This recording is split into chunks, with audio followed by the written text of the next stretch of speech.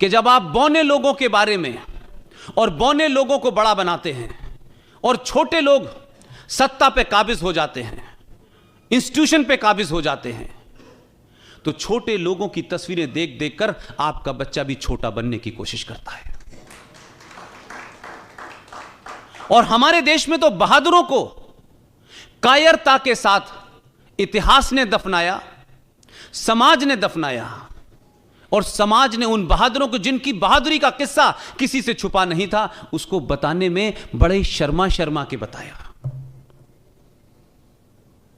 ये बात अलग है कि 70 साल में सत्ता बदली, तो सत्ता बदलने से कुछ लोगों को लगा कि हम भी अपनी बात कह सकते हैं। यह बात अलग है कि उससे पहले कोई मन की बात नहीं कह रहा था, वो भी इसी बार भी मन की बात करता है। उससे हुआ क्या कि सुभाष चंद्र बोस के साथ क्या हुआ यह पूरे देश को पता चल गया, सावरकर के साथ क्या हो रहा है पूरे देश को पता चल गया। और कौन लोग थे जिन्होंने एक डॉक्यूमेंट पे साइन किए थे और भारत के आर्काइव में रखा हुआ था कि Subhash Chandra Bose is a war criminal, जिंदा या मुर्दा जब भी पकड़े जाएंगे, उस वक्त की ब्रिटिश सरकार, ये बात अलग है कि वो चले गए, उनके हवाले होगा। इस डॉक्यूमेंट को इस देश में किसने छुपाया और किस मकसद से छुपाया, और कौन लोग थे जिन्होंने यह जघन्य अपराध किया? ऐसे ही एक बहादुर है। हमारी समस्या यह है कि जो हमारे दिलों का हीरो है वो किताब में नहीं है, और जो किताब में पढ़ाया जा रहा है वो हमारे दिलों में नहीं है। हमारी संकट यह है, सरकार कुछ चाहती है, समाज कुछ चाहता है। समाज का हीरो कोई और है, सरकार का हीरो कोई और है। लिहाजा 21 अक्टूबर 1943 को सुभाष चंद्र बोस ने भारत की आजादी की घोषणा की। मोयान जो नॉर्थ ईस्ट के अंदर जगह है, वहां से लेके पूरा नॉर्थ ईस्ट उनके कब्जे में था। बंगाल के अखबार पढ़िए जाकर के बंगाल में, और 70 साल का जीवन कोई किसी भी देश के इतिहास में एक लम्हे के बराबर होता है। उन अखबारों में जाके पढ़िए कि सुभाष चंद्र बोस ने जब इस आजादी की घोषणा की तो बंगाल में बंगाली लोग अपने घरों के बाहर जो भी कुछ उनके पास हथियार था उसे लेके सुभाष चंद्र बोस का इंतजार कर रहे थे कि वो जब आगे बढ़ेंगे तो उनके साथ हम चलेंगे।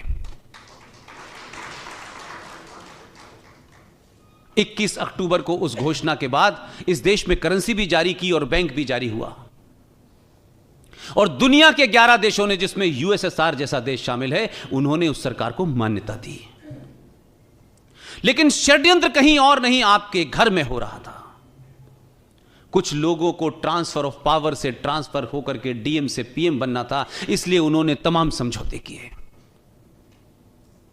तो जो आदमी 43 के अंदर पूरे लाव लश्कर के साथ देश की आजादी की घोषणा करता है, 47 आते आते वो किस कॉन्स्पिरेसी का शिकार हुआ, ये देश को पता करने में 70 साल लग गए। और जिस शख्स को आपने भेजा उसने कम से कम सुना तो, हमारी तो कोई बात ही नहीं सुन रहा था। हमको तो राइट विंगर कहा जाता था, जबकि राइट विंगर से कहीं दूर दूर तक हमारा कोई लेना देना नहीं था। लेकिन बड़ी खामोशी से सुना, धैर्य के साथ सुना, तहम्मुल के साथ सुना, और सुनने के बाद इस नतीजे पे पहुंचा कि दुनिया भर से जितने डॉक्यूमेंट इकट्ठे किए हैं वो बिल्कुल सही हैं। और जब सही बात पता चल गई तो करेज देखिए, ये करेज आपने दिया है, देश ने दिया है, ये ताकत आपने दी है। आप ये मत मानिए कि आपने 23 मई का रिजल्ट देने के बाद आपने बहुत बड़ा काम कर दिया है। हर दिन ये एहसास कराना होगा कि देश तुम्हारे साथ है। जो साथ नहीं है वो उठ के चले गए, जो साथ नहीं है उनके बारे में कोई गलतफहमी नहीं रखना चाहता मैं। जो साथ हैं वो अपने साथ होने का परिचय दें। उसने पूरी बात को माना और 21 अक्टूबर को भारत के लाल किले पे दोबारा जाके झंडा फहराया। उन्होंने सुभाष चंद्र बोस की उस ख्वाहिश को पूरा किया जो उन्होंने शौकत मलिक से कहा था कि आपको झंडा फहराना है। और एक घटना का जिक्र इसलिए क्योंकि आप गुजराती हैं। प्राइम मिनिस्टर हाउस से जब वो शख्स निकला और लाल किले तक जा रहा था, इस बीच में उन्होंने एक ट्वीट किया। वो ट्वीट सार्वजनिक था। उस ट्वीट में क्या लिखा था, मैं ये बात इसलिए नहीं कह रहा कि वो कोई ट्वीट बताना कोई मेरे लिए बड़ा इंपॉर्टेंट है।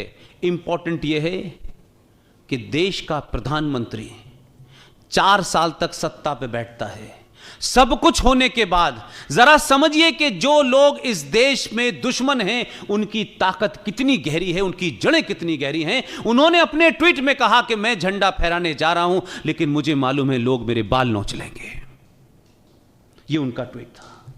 प्राइम मिनिस्टर अगर यह समझ सकता है और यह कह सकता है कि कितने खतरे होंगे कि इस घटना के बाद देश में क्या बवाल होगा, तो मेरी और आपकी क्या औकात है। लेकिन इसके बावजूद भी वो गए।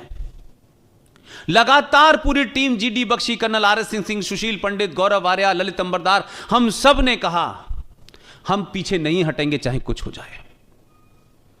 उसी दिन प्रधानमंत्री ने झंडा भी फहराया और देश के एक बड़े इतिहासकार को बुला के कहा कि मुझे 23 जनवरी, जिस दिन सुभाष चंद्र बोस का जन्मदिन होता है, मुझे इसी लाल किले के अंदर दुनिया का सबसे बेहतरीन सुभाष चंद्र बोस का म्यूजियम चाहिए। आप में से जितने लोग हैं और खासतौर से जो नई नई शादी करते हैं और शादी करने के बाद, मुझे अभी तक यह समझ नहीं आया भाई कि जब तक नहीं मालूम था तब तक तो ठीक था। शादी करने के बाद अच्छी खासी अपनी बीवी को लेकर के, जिसे आप चाहते हैं काफी साल जिंदा रहे, उसे सबसे पहले ले जाके ताजमहल में कब्र पे क्या दिखाते हैं आप कि तुम्हारी भी कब्र ऐसी बनाऊंगा। भाई मुझे बताइए, समझ में नहीं आया मुझे। जिस पूरे फ्रॉड नैरेटिव को क्रिएट किया कि ये मोहब्बत का ये निशानी है। अब ये मोहब्बत की निशानी कोई कब्र कैसे हो सकती है यार। और मुसलमान भी जाते हैं, गैर इस्लामिक काम है तब भी कर रहे हैं। अगर आपको अपने बच्चों को, आने वाली नस्लों को, जो हमसे और हमारे बुजुर्गों से गलती हुई है और उसको सुधारना है, तो इस वक्त देश के अंदर बहुत बड़े बड़े काम हो रहे हैं। आप लाल किले में जाएं और सुभाष चंद्र बोस के उस म्यूजियम में अपने बच्चे को जब इस किनारे से ले जाएंगे और जब आखिर में निकालेंगे, मेरा दावा है कि वो जो कुछ बोलेगा आपको लगेगा एक और नरेंद्र मोदी तैयार हो गया।